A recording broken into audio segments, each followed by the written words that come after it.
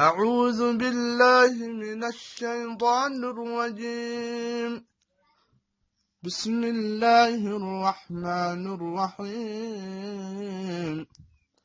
لا أقسم بيوم القيامة ولا أقسم بالنفس اللوامة أيحسب الإنسان أن لن نجمع عظامه بلى قادرين على أن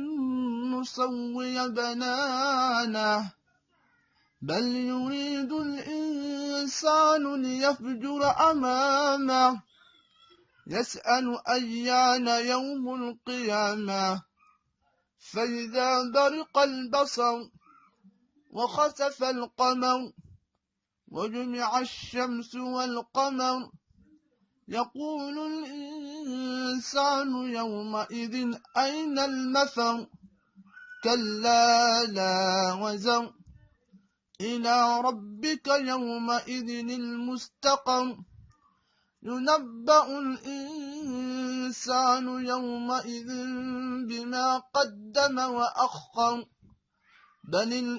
الإنسان على نفسه بصيرا ولو ألقى معاذيره لا تحرك به لسانك لتعجل به إن علينا جمعه وقرآنه فإذا قرأناه فاتبع قرآنه ثم إن علينا بيانه كلا بل تحبون العاجلة وتذرون الآخرة وجوه يومئذ ناظرة إلى ربها ناظرة ووجوه يومئذ باسرة تظن أن يفعل بها فاقرة كلا إذا بلغت التراقي وقيل من راق وظن أنه الفراق والتفت الساق بالساق إلى ربك يومئذ المساق فلا صدق ولا صلى ولكن كذب وتولى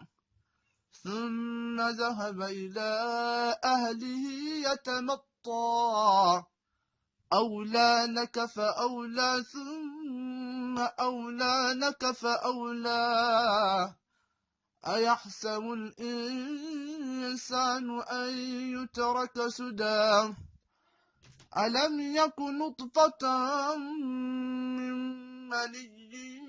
يمنى ثم كان علقة